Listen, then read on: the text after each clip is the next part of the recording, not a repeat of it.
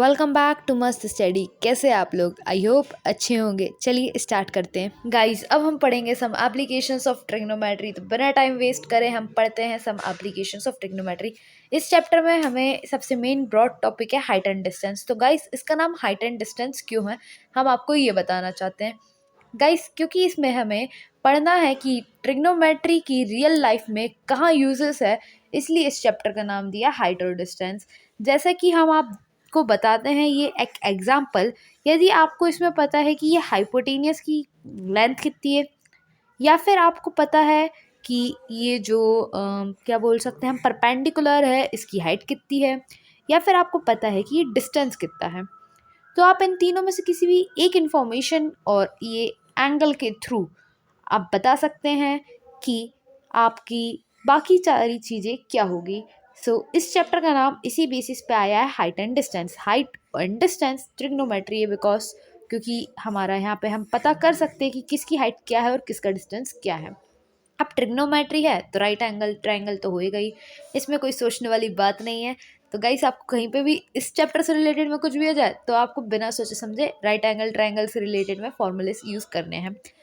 अब गाइस इस चैप्टर में सबसे ब्रॉड टॉपिक जो है वो है angle of elevation and angle of depression.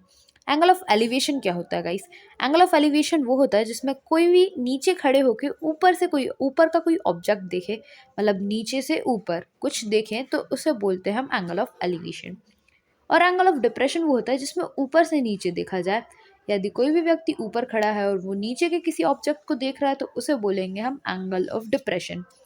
अब हम और थोड़ी डेफिनेशन के वाइज देखें तो हमारा जो एंगल ऑफ एलिवेशन होता है वो रहता है ऐसा एंगल जो पैरेलल लाइन, ग्राउंड से जो पैरेलल लाइन रहती है हमारी आइस की सीध में, उस लाइन के और हमारी जो लाइन ऑफ साइट रहती है जिससे हम ऑब्जेक्ट को देखते हैं उसके बीच में जो एंगल बनता है उसे कहते हैं हम एंगल ऑफ एलिवेशन। बुक में जो हमारी डेफिनेशन दी है वो भी यही है, एनसीईआरटी बुक में। Angle between the line of site and horizontal line is called the angle of elevation. उसके बाद हमें जो देखना है वह है एंगल ऑफ डिप्रेशन। तो एंगल ऑफ डिप्रेशन भी सेम ऐसा ही होता है। हॉरिजॉन्टल लेवल जो होता है, हॉरिजॉन्टल लाइन जो होती है और जो हमारी लाइन ऑफ साइट होती है उसके बीच में जो एंगल बनता है उसे बोलते हैं एंगल ऑफ डिप्रेशन। तो इनमें अंतर क्या हुआ? इनमें अंतर बस इतना ही है कि इसमें व्यक्ति ऊपर खड़े होकर नीचे देखता है, डिप्रेशन, और इसमें व्यक्ति नीचे खड़े होकर ऊपर देखता है, एलिवेशन। ठीक है गाइस, आई होप आपको समझ आया। अब देखिए एंगल ऑफ, यदि डिप्रेशन की डेफिनेशन देखें तो angle between the line of site and horizontal line is called angle of depression. अब देखिए इसमें आपको मेनली इन तीनों की वैल्यूज याद होनी चाहिए, क्योंकि यदि आपको इन तीनों की याद है तो आप रेसिप्रोकल करके बाकी की तो निकाल ही सकते हैं। तो गाइस इसमें सबसे ज़्यादा इम्पॉर्टेंटली जो वैल्यू आती है वो ये है कि 1030 और 1060। मैंने जितना अभी तक नोटिस करा है सबसे ब्रॉडली यही दो वैल्यूज़ आती है, 1/√3 एंड √3। सबसे ज़्यादा यूज़ मेरे ये वाले पूरे चैप्टर में बस इन दो वैल्यू का हुआ। तो किसी चीज़ को याद रखिए नहीं रखिए, इन दो वैल्यूज़ को तो याद बिल्कुल रखिएगा।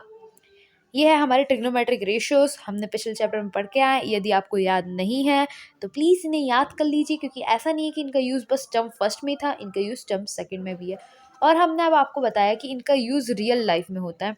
तो गाइस देखिए, यदि आपके पास ये एंगल गिवन है, एंगल ऑफ डिप्रेशन गिवन है कि आप किस एंगल से बॉल को देख रहे हो, तो आप ये पता कर सकते हो कि बॉल की जो हाइट है, आपके घर की जो हाइट है, आपकी यहाँ की जो हाइट है, वो जनरली आपको पता होगी देखा जाए तो, क्योंकि हमें पता रहता है हमारी फ्लोर की हाइट कितनी, हमारी हाइट कितनी, दोनों को ऐड कर दो, ये हो गई हमारी टोटल हाइट।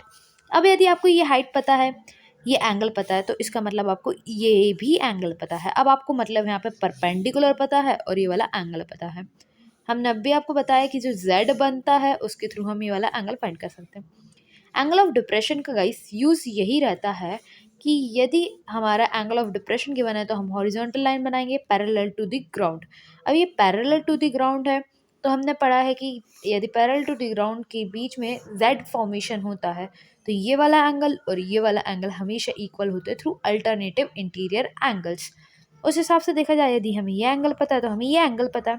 सपोज मान लेते हैं ये एंगल 30 डिग्री है, हमारे पास परपेंडिकुलर है, हमें निकालना है ये कितना है, तो ये हो गया क्या, बेस। हमें बेस निकालना है, हम लगा देंगे साइन, बेस निकालना है 1030, और यदि हमें हाइपोटेनियस निकालना है और परपेंडिकुलर है हमारे पास, तो हम लगा देंगे sin 30। आया आपको समझ कैसे निकालते हैं? अब देखें एंगल ऑफ एलिवेशन का क्या यूज़ है। तो एंगल ऑफ डिप्रेशन जिसने समझ लिया एंगल ऑफ एलिवेशन, तो उसको समझ आ ही जाएगा। देखिए एंगल ऑफ एलिवेशन में भी सेम यही है, हमें हॉरिजॉन्टल लाइन पता है, बिल्कुल पता है, पैरेलल टू द ग्राउंड बनती है।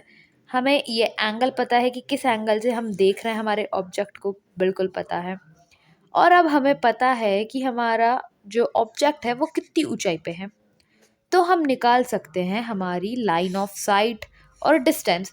जैसे हमें पता है सपोज कि काइट 10 मीटर की ऊंचाई पे उड़ रही है और हमारा जो एंगल बन रहा है वो हम मान लेते हैं 60 डिग्री है। ठीक है, हमारा जो एंगल है वो 60 डिग्री है और हमें हाइट पता है, मतलब हमें यहाँ पे भी परपेंडिकुलर पता है। तो अब यदि हम लगाएं तो साइन थीटा लगा सकते हैं या फिर हम tan थीटा लगा सकते हैं, दोनों से ही हमारी वैल्यू निकल जाएगी। ठीक है, आई होप आपको ये क्लियर हुआ, और यदि आपको ये क्लियर है तो प्लीज़ हमारे यूट्यूब चैनल को सब्सक्राइब करिएगा। अब ये देखिए हम आपको पूरा चार्ट दिखा दे रहे हैं, ये फ्लो चार्ट। आप चाहे तो कभी भी रिवीजन में इस फ्लो चार्ट का यूज़ कर सकते हैं। ये देखिए, बस इस चैप्टर में आपको इतना ही पढ़ना है और इन तीनों के फॉर्मूले याद करके रखिएगा। Sine theta is equals to perpendicular upon hypotenuse, cos theta is equals to base upon hypotenuse and tan theta is equals to, yes अब बिल्कुल सही को सोच रहा है, परपेंडिकुलर अपॉन बेस। और यदि याद नहीं होता तो पंडित बद्री प्रसाद हर हर बोले, ये तो आपको पता ही होगा, इससे याद कर लीजिएगा। ठीक है, thank you for watching. I hope आपको सब कुछ समझ आया होगा।